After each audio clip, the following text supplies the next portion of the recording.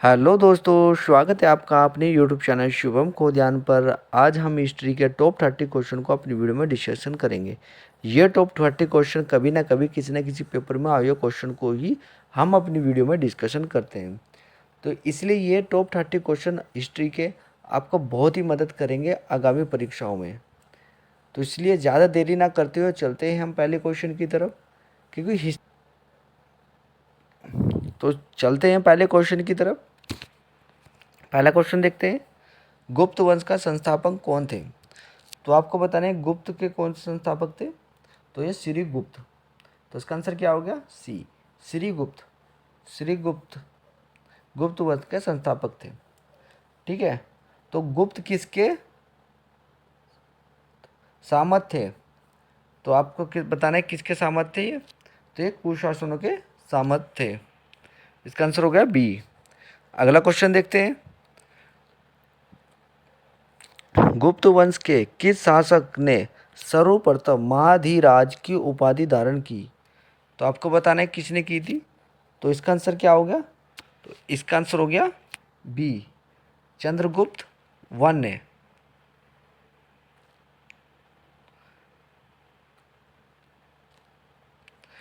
क्या आंसर हो गया इसका? बी। तो इसका आंसर क्या होगा? बी, चंद्रगुप्त वन ने। अगला क्वेश्चन देखते हैं, सूची वन सूची टू को सम्मिलित कीजिए। तो पहले क्या देखना है हमको? तो ये प्रयाग इलाहाबाद प्रकाशित अभिलेख कहाँ पर है ये? तो समुद्रगुप्त ने। ठीक है। तो इसका पहले का पहले के साथ, दूसरा दूसरे के साथ, भीतरी स्तंभी तीसरे के साथ सिकंदर गुप्त में होता है, और मधुसौर भी है, ये भी चौथे के साथ। तो ये तो इसका मिलान क्या होगा? 1 2 3 4। ठीक है, ऐसे इनका मिलान होगा। चलते हैं अगले क्वेश्चन की तरफ। गुप्त शासक के दौरान निम्नलिखित में से ऐसा व्यक्ति कौन था जो एक महान खगोलीय वैज्ञानिक और गणितीय था? तो कौन सा होगा? इसका आंसर क्या होगा? तो इसका आंसर हो गया सी, आर्यभट्ट। ठीक है। अगला क्वेश्चन देखते, गुप्त शासकों की सरकारी और दरबारी भाषा थी, तो कौन सी थी ये? तो ये संस्कृत थी। तो ये एसएससी 2002 में आया हुआ क्वेश्चन है। ठीक है। अगला क्वेश्चन देखते हैं, इतिहासकार वी एस थम ने किसकी विजय से प्रभावित होकर उसे भारत का नेपोलियन कहा गया? तो किसे कहा गया था? तो ये सिकंदर गुप्त को कहा गया था। ठीक है। चलते हैं अगले क्वेश्चन की तरफ। तो वंश का वह राजा कौन था जिसने हुणों को भारत पर आक्रमण करने से रोका था? तो कौन सा था ये? तो इसका आंसर क्या हो गया? इसका आंसर हो गया सी, सिकंदर गुप्त ने। अगला क्वेश्चन देखते हैं, गुप्त राजवंश किस के लिए प्रसिद्ध है? तो किसके लिए प्रसिद्ध है? तो ये कला के और स्थापित। ठीक है। तो इसका आंसर क्या होगा? ए। अगला क्वेश्चन देखते हैं, अजंता कलाकृतियाँ किससे संबंधित है? अजंता और कलाकृतियाँ किससे संबंधित है? तो ये किससे संबंधित होगा? तो इसका आंसर क्या होगा? डी, गुप्त काल से। ठीक है। अगला क्वेश्चन देखते हैं, कुछ विद्वानों के अनुसार कवि कालिदास किसके राज कवि थे? तो आपको बताना है किसके राज कवि थे ये?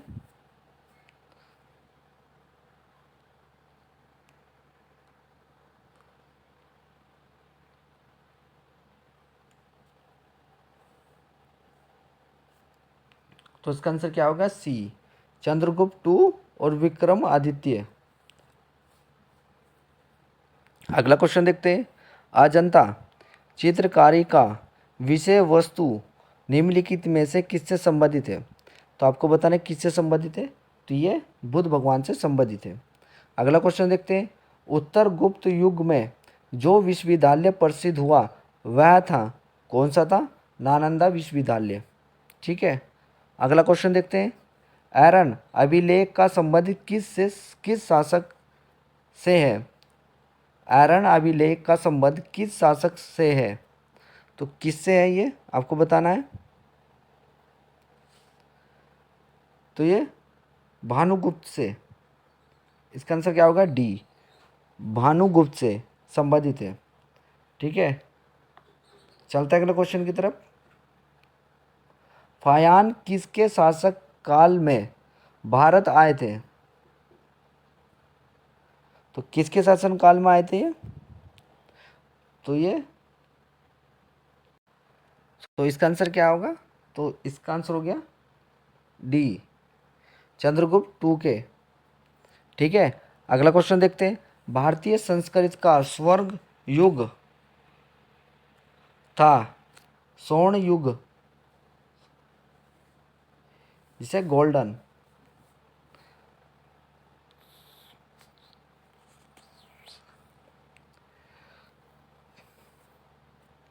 तो ये इसका आंसर क्या होगा? डी, गुप्त काल में। फायान कहाँ के निवासी थे? तो ये कहाँ का निवासी था? तो ये चीन का निवासी था, चीन से आए थे ये। ठीक है, चलते हैं अगले क्वेश्चन की तरफ।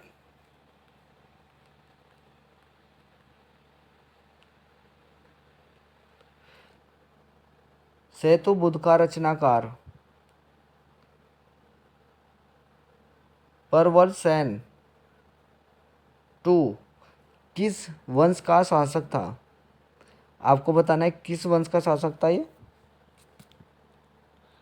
तो ये इसका आंसर क्या हो गया? सी, वाकाटक का शासक काल था, शासक। अगला क्वेश्चन देखते हैं। किस गुप्तकालीन शासक को कविराज कहा गया? तो किसे कहा गया था ये कविराज? तो ये समुद्रगुप्त को कहा गया था। इसका आंसर क्या होगा? सी। अगला क्वेश्चन देते हैं। सिकंदर गुप्त को किस स्तंभ लेख में स्वरोपम कहा गया है?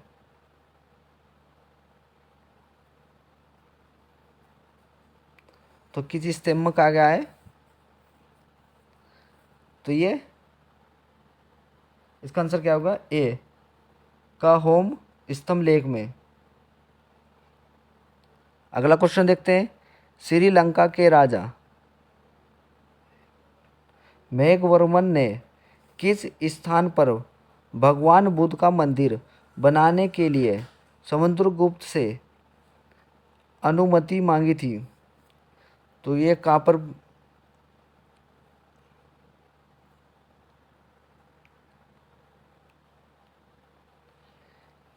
तो इसका आंसर क्या होगा?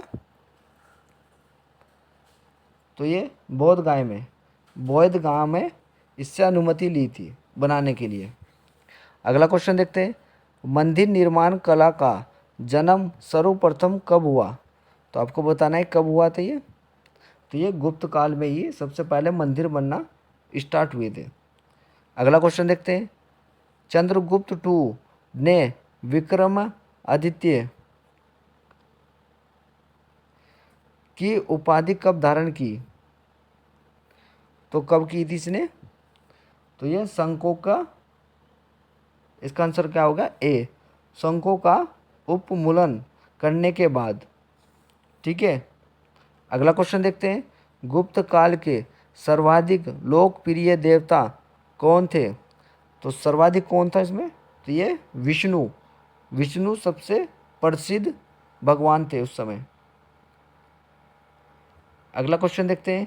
चंद्रगुप्त टू ने अपने किस विजय की खुशी में चांदी के विशेष सिक्के जारी किए थे? तो किस जब तो ये इसका क्या आंसर होगा? इसका आंसर होगा सी, शंकों को पराजित करने के बाद इसने चांदी के सिक्के चलाए थे चंद्रगुप्त टू ने। ठीक है, अगला क्वेश्चन देखते हैं।